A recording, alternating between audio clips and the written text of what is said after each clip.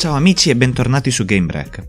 Dopo il video di introduzione al gioco, vediamo ora come entrare in partita. Andremo quindi a vedere quanto tempo abbiamo per muoverci prima dell'arrivo della tempesta e faremo un'analisi dettagliata dei vari setup, mostrando per ognuno vantaggi e svantaggi nelle due mappe. Se non lo avete già fatto, vi ricordo di iscrivervi al canale e attivare la campanella.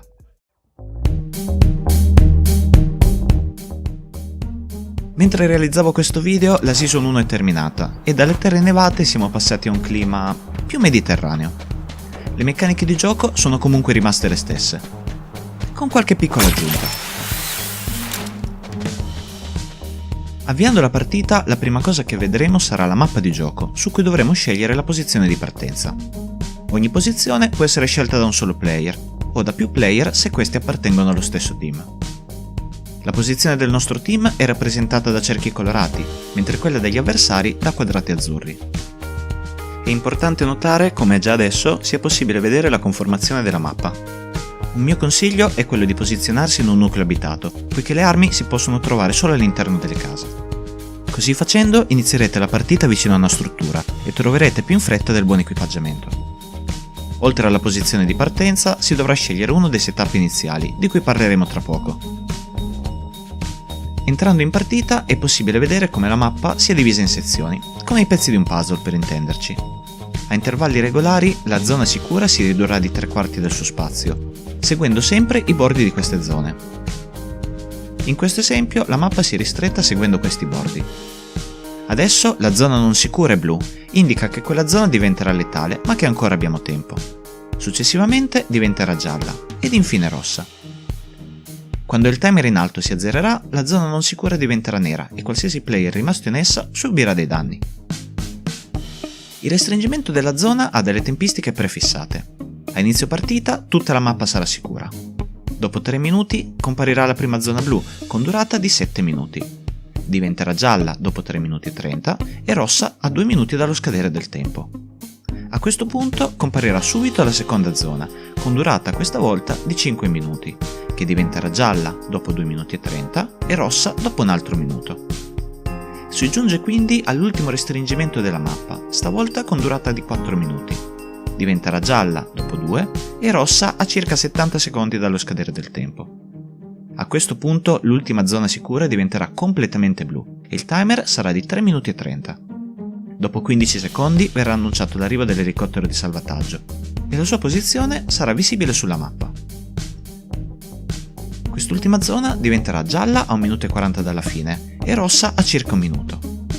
Finito il tempo, la visibilità sarà ridotta e la mappa si trasformerà in un radar in cui è possibile vedere la posizione degli avversari. Col passare del tempo la visibilità diminuirà ulteriormente e la tempesta farà sempre più danno ai player rimasti a terra. Anche con l'inventario pieno di bende e cure non durerete a lungo.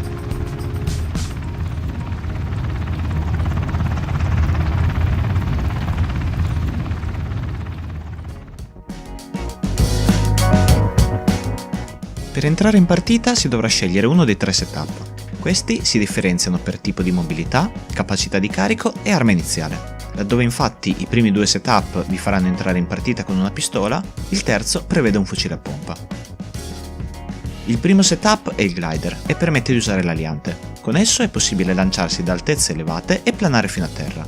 Offre una buona mobilità e tra i vantaggi bisogna dire che consente di sparare mentre si vola se avete equipaggiato un SMG. Lo stile di gioco del glider è quindi quello di appostarsi in posizioni rialzate, prima di ingaggiare il nemico. Se lo scontro va bene potete usare il glider per andargli addosso e inseguirlo. Se lo scontro va male potete usarlo per volare lontano e salvarvi o andare verso la zona sicura. Tra gli svantaggi bisogna dire che quando si vola si è visibili anche a distanza e si è molto esposti al fuoco nemico. Lo si può utilizzare solo quando si è in posizione sopraelevata e risulta quindi inutile sia in salita che in pianura.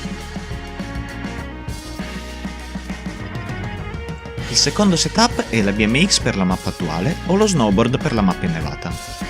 Lo stile di gioco che ho adottato per questo tipo di setup è quello di sfruttarlo per riposizionarsi di continuo, soprattutto nei combattimenti a distanza. Nelle partite in squadra si è rivelato invece molto utile per inseguire i nemici che stavano fuggendo. Questo setup offre una fantastica mobilità. In pianura e in discesa ci dà un'ottima velocità di movimento, utile per scappare, per riposizionarci o inseguire un nemico. Permette di muoversi anche in salita, seppure a velocità ridotta. Altro vantaggio è che non dovremo sempre cercare un'auto per correre verso la zona sicura, poiché abbiamo sempre con noi il nostro mezzo di trasporto. Mentre ci muoviamo a questa velocità sarà più difficile per gli avversari colpirci e potremo continuare a sfruttare le coperture. Questo setup si è rivelato ottimo per fare pressione sull'avversario, ma diversamente dal glider non è possibile sparare mentre si pedala. Risulta inoltre essere molto rumoroso, quindi informerà i nemici della nostra presenza, rivelandosi spesso un'arma a doppio taglio. L'ultimo setup è quello del rampino. Nella mappa innevata aveva una duplice funzione, permetteva di muoversi con la teleferica e di scalare alcune pareti. La teleferica si è rivelata molto utile, poiché permette di muoversi sia verso l'alto che verso il basso. La possibilità di scalare invece è stata poco utilizzata, in quanto molto lenta e ci espone al fuoco nemico. Anche in questo caso non era possibile sparare mentre si utilizzava questo setup, tuttavia era il setup con la maggior capacità di carico, che permetteva quindi di arrivare a fine partita con più medikit degli avversari, un vantaggio non indifferente. Con la mappa attuale questo setup è stato rivisto. La sua capacità di carico è stata ridotta da 400 a 325, ma il rampino può ora essere lanciato. Risulta quindi essere l'unico setup che consente di muoversi velocemente verso l'alto o per scattare da una copertura verso un'altra.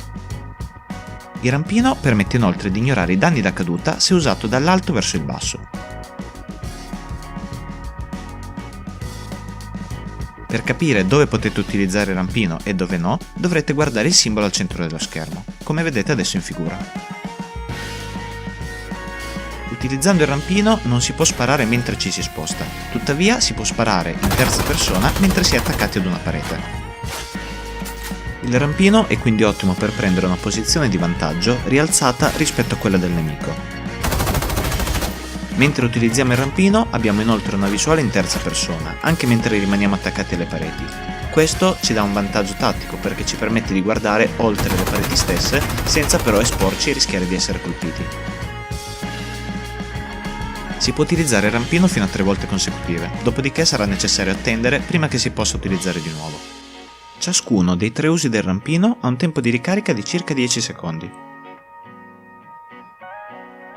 Tra gli svantaggi del rampino bisogna dire che è molto rumoroso, ma il fatto che permetta di riposizionarsi in alto lo rende a mio giudizio la scelta migliore per la mappa attuale.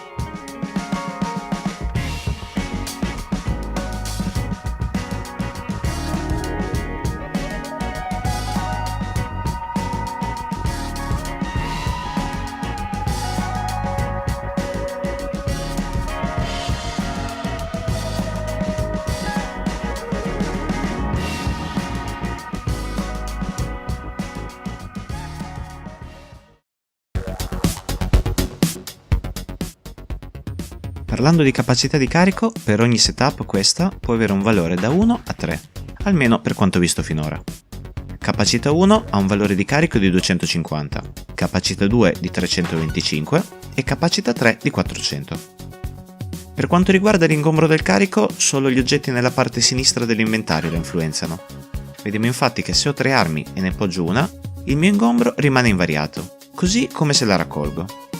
In questo caso, raccogliendola, l'ingombro si è ridotto di 10, perché in automatico è stato equipaggiato anche il flash hider, il cui peso, come potete vedere, è 10. Se rimetto il flash hider nell'inventario, l'ingombro torna a 228. La stessa cosa vale per tutto ciò che è attaccato alle armi, munizioni comprese. Quindi, se cambiamo arma e la ricarichiamo, il nostro peso trasportato viene ridotto, perché le munizioni sono state spostate dall'inventario a dentro l'arma.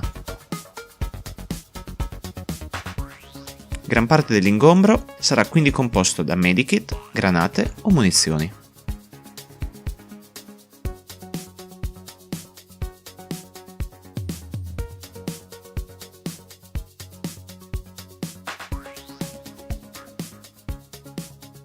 E voi avete già giocato a Ring of Elysium?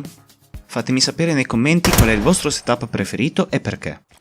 Potete anche dirmi su quale argomento vorreste che realizzassi un tutorial. Ma prima ricordate di attivare la campanella, perché nel prossimo video si parla di armi.